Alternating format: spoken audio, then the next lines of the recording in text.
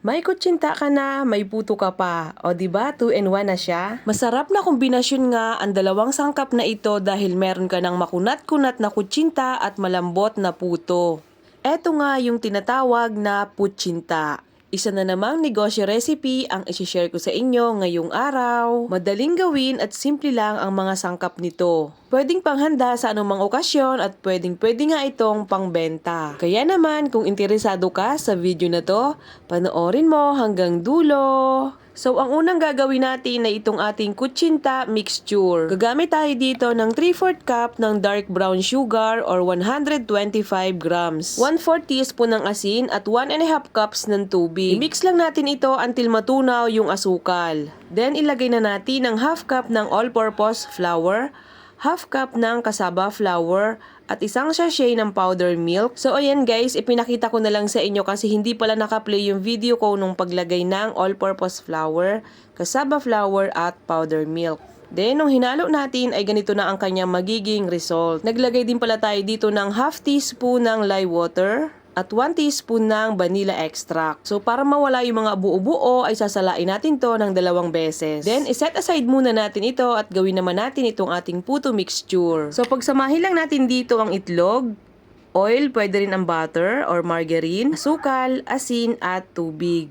Haluin until ma-dissolve ang ating mga sangkap. Then ilagay na natin itong ating all-purpose flour, baking powder at powder milk. So, i-mix lang natin ito ng dahan-dahan para hindi siya ma-overmix. Huwag nating bibilisan ang paghalo para hindi siya ma-overmix dahil ito naman ay sasalain natin. So, this time ay salain naman natin ito ng 2 beses para makuha natin yung smooth consistency ng ating puto mixture. So ayan, salain na natin ito. So after nating salain niya, na-set aside lang muna natin at mag-grease naman tayo ng oil dito sa ating mga molder. Papahiran lang natin ng konting oil yung pinaka-bottom ng ating molder. Hindi na natin kailangang pahiran yung side nito. Or dito lang sa pinaka-ilalim ng ating molder. So ang gamit kong molder dito guys ay large size. Then dapat ay haluin muna natin ng ating kutsinta mixture bago natin ilalagay sa ating mga molder.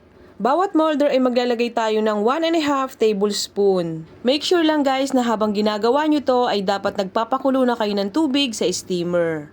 Para kapag sinalang natin ito ay kulong-kulo na yung ating tubig. Isasalang natin to ng 6 minutes sa low-medium heat.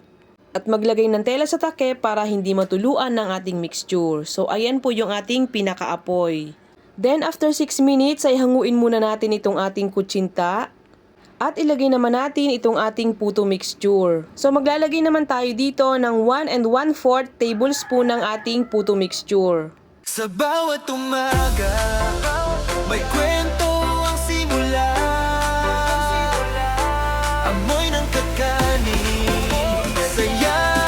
Then, steam ulit natin to ng another 10 minutes sa medium heat. So, after 10 minutes ay eto na yung ating putsinta. Check lang natin kung luto na. Kapag walang sumamang basa at crumbs na lang ay luto na ito. At kapag medyo malamig na ay pwede na natin tong i-unmold.